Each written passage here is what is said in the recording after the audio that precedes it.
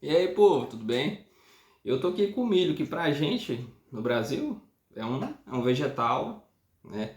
Que dá pra fazer muita comida diferente. Pra gente, mais especificamente, como eu, que tá aqui em Goiás, nessa época de chuva, graças a Deus, a gente fica louco pra comer uma pamonha. Ontem mesmo custei achar milho, porque todo mundo correu para as pamonharias para comprar milho, para comprar massa, para comprar a pamonha já pronta e quase não tinha. Aqui no interior de Goiás a gente tem esse costume e é uma culinária bem famosa aqui na nossa região e bem apreciada por todos. Mas há lugares nos quais o milho ele é mais do que um simples vegetal, ele é algo sagrado.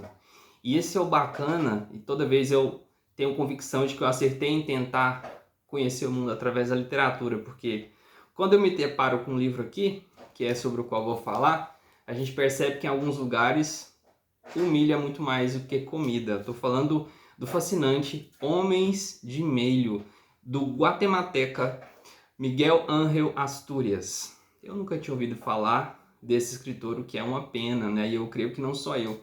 Tive a grata satisfação em encontrar esse livro agora aqui no Brasil pela Pinar. De uma maneira colaborativa foi feita a publicação desse livro recente. Eu já tinha procurado ele, não tinha encontrado, né? E que bom que tomaram essa iniciativa, porque é um livro fascinante, né? Então eu te convido para conhecer um pouco mais sobre a Guatemala, esse país que fica na América Central e que a gente às vezes, infelizmente, ouve falar muito pouco. E é um país fascinante. O Miguel, ele inclusive eu não sabia, ele é Nobel de Literatura, foi Nobel de Literatura nos idos de 1967. E essa aqui é a principal obra dele. E é por esse motivo que eu tô com ela aqui agora. Esse é o livro mais lembrado da Guatemala. Bom, para quem não está familiarizado, como eu disse, a Guatemala é um país mesoamérico, fica na América Central, ele faz fronteira com o México ao norte e com El Salvador e Honduras ao sul. É um país relativamente pequeno, mas muito rico. A gente às vezes conhece um pouco por falar do ponto de vista turístico, né? Agora, do literário. Bom, aqui, mais próximo da gente, na América do Sul, a gente ouve falar muito dos povos originários dos Incas, o vínculo com os Incas. Lá na América Central é muito forte os Maias. Na Guatemala, a Guatemala é tida como berço da civilização maia. E são esses antepassados que vão permear toda a obra, né? Logo de cara a gente vê uma arte, né, uma identificação visual muito peculiar, o que é muito bacana, né? Essa é a riqueza de se ter acesso à literatura diferente, né? O livro é permeado de muitos desenhos, muitas figuras que referem-se à mitologia indígena, né? E na América Latina e na América Central é muito forte essa questão das raízes dos povos pré-colombianos, né? Eu tive a oportunidade uma certa vez em ir ao Peru e isso para mim ficou evidente, né? A questão do choque entre o colonizador, o espanhol no caso, que lá na Guatemala também é o espanhol, e os povos, os maias, né? Para você ter uma ideia, tanto que isso é forte lá, quando a gente vai ao Peru, que no caso lá predominou a civilização inca, até nos jogos, nos lembretes, nos presentes, nos souvenirs, no jogo de xadrez, por exemplo, há uma oposição entre a figura do colonizador e a figura do indígena, do colonizado. Nas peças de xadrez, para quem gosta de xadrez, temos o rei, né? Tudo temático, até os jogos são temáticos. E aqui em oposição, nós temos o rei, só que indígena, caracterizado como indígena. É muito bacana, por exemplo, temos a peça do cavalo, né? No xadrez clássico europeu. Para fazer um paralelo ao cavalo, nós temos a lhama, faz uma oposição. Interessante também do ponto de vista religioso, né?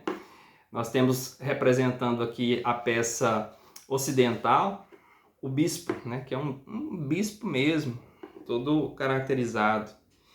Já do lado dos incas lá, temos o pajé, né?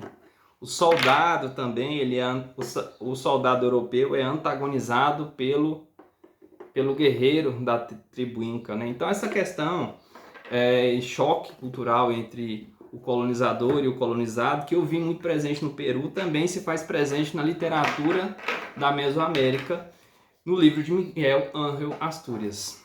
Esse livro foi publicado originariamente em 1949 e ele se passa mais ou menos nessa mesma época. O romance ele é ambientado na primeira metade do século XX, ou seja, de 1900 até 1950, mais ou menos.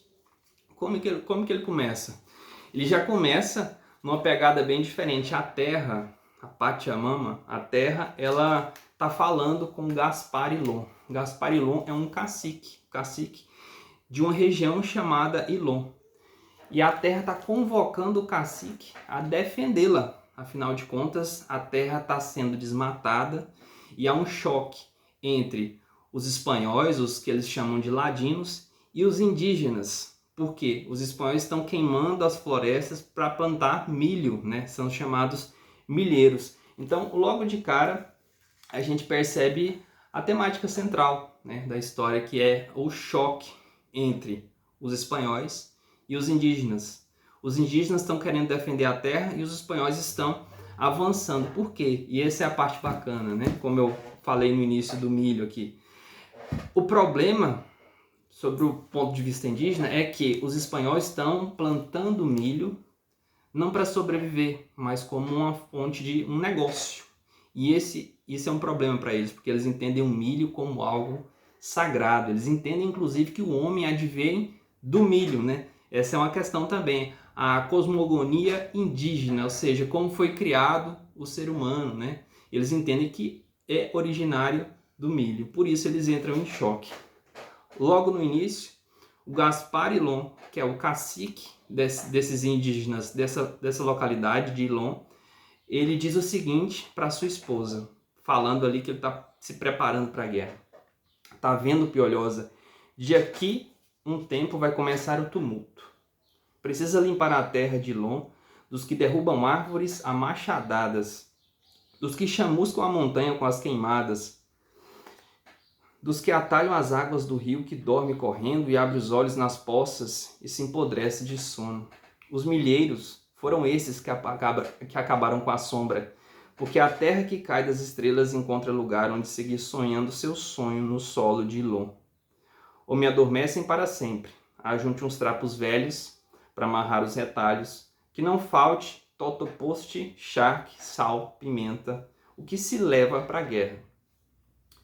O mata-pau é ruim, mas o milheiro é pior. O mata-pau leva anos para secar uma árvore. O milheiro acaba em poucas horas com arvoredo só de atear fogo. E que arvoredo! As madeiras mais preciosas dentre as preciosas, paus medicinais de montão, com a guerrilha acaba com os homens e guerra. O milheiro acaba com as árvores. Fumaça, brasas, cinzas. Ao menos fosse para comer. É para negócio.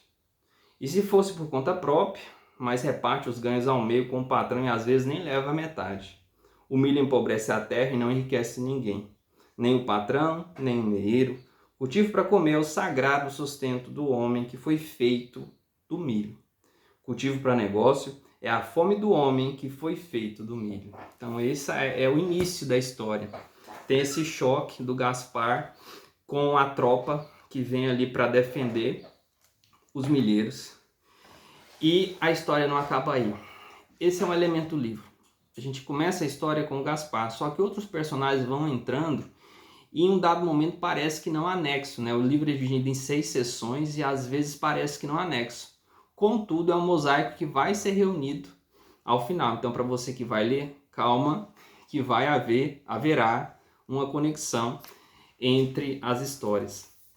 Um elemento presente de maneira muito forte, até mítica e poética, né? Inclusive a linguagem do Miguel me lembrou um pouco Mia Couto, moçambicano, porque é uma prosa poética bonita. Às vezes você não compreende exatamente o que ele quer dizer, mas você sente que é bonito. Você pensa, não, aqui tem uma coisa bacana. Talvez eu não consegui decifrar na inteireza, mas há uma coisa muito bacana aqui, vale a pena a leitura.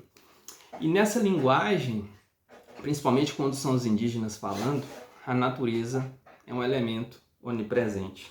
Um exemplo. A gratidão se tem cheiro, deve cheirar a terra molhada. Eles sentiam o peito repleto de gratidão e a cada pouco diziam a si mesmos: Deus lhe pague, Deus. Os homens, quando já fizeram o plantio e a chuva ainda não veio, não ficando ríspidos, as mulheres sofrem com seu gênio ruim, e por isso o aguaceiro que caía soava como música aos ouvidos das mulheres semi-adormecidas. A pele das tetas da mesma cor que a terra chovida, o preto do mamilo, a umidade do mamilo com leite, a teta pendendo para baixo para dar de mamar como a terra molhada. Sim, a terra é um grande mamilo, um imenso seio, ao que estavam grudados todos os peões com fome de colheita, de leite, com o verdadeiro sabor de leite de mulher, o gosto dos talos de milho quando ainda são tenros. Quando chove, bem se vê, tem filosofia, se não, tem briga. Então, a terra é um ser vivo, né? Ela até se metamorfoseia, há toda uma simbologia aqui, o que nos remete a outro ponto interessante. A antropomorfização da divindade indígena, né? Haviam seres ali que eles entendem, chamam de nahual. São aqueles seres divinos, espirituais, que são homens, são seres humanos e também são animais, né? Inclusive o livro é muito bonito, ele é ilustrado, né? Num dado momento aqui a gente tem a figura do curandeiro aqui segurando o milho, ele é um veado, mas também um curandeiro. Há outros personagens também que são nahuais. Outro exemplo, nós temos um personagem chamado de correio, né, que é o equivalente ao carteiro. Ele tem um nahual, o nahual dele é um coiote. Ele se transforma em coiote, é por isso que ele consegue levar as cartas tão rápido entre os povoados, né? E o que nos leva a outro elemento. A gente não sabe até que medida é o que é real, né, do que é mítico, né? A fronteira entre a realidade e o mito, ela não existe, ela inexiste, né? Isso fica evidente a todo momento. E é muito bonito, né? Não dá para dizer que é realismo mágico. Eu estou por entender ainda esses aspectos, mas independentemente disso, vale muito a pena. Outra questão também é que a gente aprende como surgem as lendas, como surgem os mitos. Há uma personagem, e todos eles têm algum vínculo com a batalha inicial de Gaspar e Hulon com os colonizadores. Tudo tem a ver, no final a gente vai perceber isso.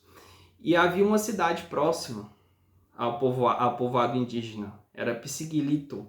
Muitos dos personagens são originários de lá, inclusive a Maria Tecum. A Maria Tecum, e aqui a gente entende como funciona a criação do mito.